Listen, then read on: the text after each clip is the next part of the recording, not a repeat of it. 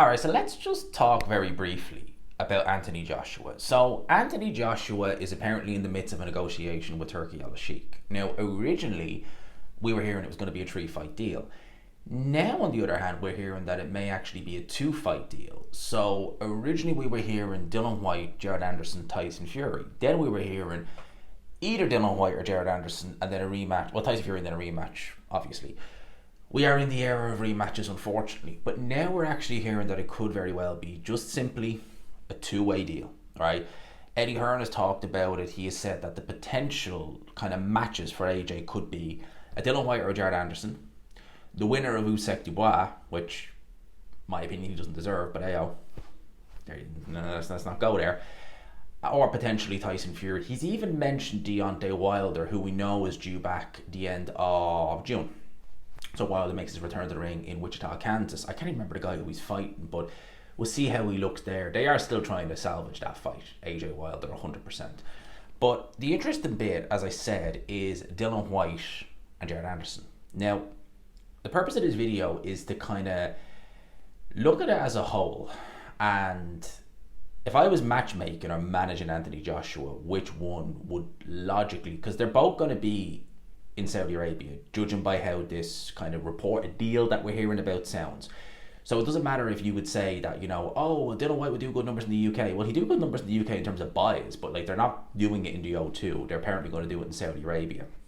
Because obviously Turkey Al Sheikh is going to be paying AJ crazy money, and you just can't do that in the UK if it was, say, standard zone without Turkey's involvement.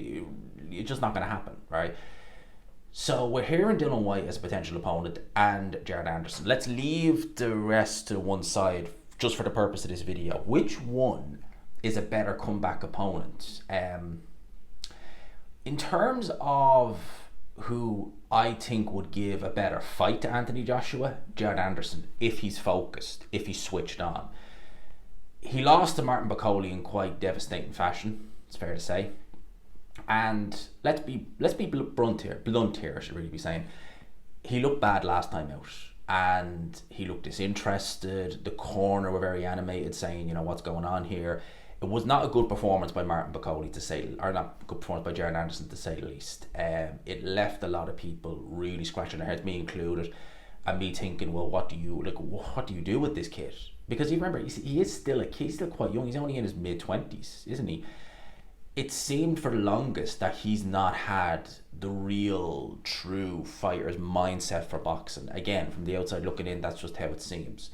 But saying that, there have been flashes where we have seen it. And I don't think Anderson is a shot fighter by no stretch of the imagination. I think he is just the kind of, he can blow hot or cold. It's just a case of which one will he be, And if he's blowing hot against Anthony Joshua, I think that's a banana skin, because people will look and comment, and they'll probably say in this video, or how can you say that? It's Anthony Joshua. Look at all he's achieved in his career, blah, blah, blah, blah, blah. It's like, yeah, he has achieved a lot, but the man is, 36 years old now, 35 or 36. He's been talking about, 2026 being his final year for a while. He's just coming off the back of a devastating knockout defeat where he was battered from pillar to post. I'm looking at that and I'm like, I can't ignore any of that. And yeah, Anderson's coming in off the back of a devastating defeat and a performance where he looked terrible, but still, he's got the youth on his side. He's got the youth, and he's got that youthful energy. You can't underestimate that. If it all comes good, it could unravel Anthony Joshua fairly quick. So it's a very dangerous fight, in my opinion, to be taken. And I would have thought that Turkey would have learned this lesson by matching guys like Ryan Garcia against someone who they, on paper, should be beaten, and then they lose. Wilder and Parker is another example, So I think with Turkey, he'll probably look to do the Dillian Whyte fight. I've heard rumours, and again, they're only rumours. If you go on BoxRec, it's still listed, but there is rumours circulating that Dillian Whyte isn't going to appear on the June 7th show. Again, they're rumours. Some rumours turn out to be true. Some of them fall by the wayside. We see it all the time in boxing. But if he does pull out of that show, then I would say that's pretty much a smoking gun. He's fighting Anthony Joshua. And although Anthony Joshua, I question how much he has left in the tank, both physically and mentally, Dillian Whyte, I can't get that Tete fight out of my head. I just can't. And that right there tells me that this is, Anthony Joshua should be beating Dillian Whyte. He's already beat, and again, mentally with Anthony Joshua, someone like an Otto Wallin handled him with ease, because Otto Wallin quite simply, he wasn't good enough. AJ knew him very well from sparring with him, and he felt comfortable in there. He'd do exactly the same against Dillian Whyte. And Dillian Whyte, his chin in that AJ fight 10 years ago was very good. It was above average. Now, I mean, man can't go a fight without getting hurt. Imagine AJ just lands even a right hand grazing. That's it, it's over, it's done, it's finished. Looking to land that uppercut again. So I think for me, from a matchmaking point of view, AJ versus Dillian Whyte, to me, just at this moment in time, makes the most sense. But let me know your thoughts. Let me know your thoughts in the comment section below. Just a quick short video on AJ, what I think his next move will be. Let me know, be interested to know what your thoughts are in the comments. As always, if you could, people, smash the like button. I greatly appreciate it. Hit subscribe if you haven't already. And until next time, peace.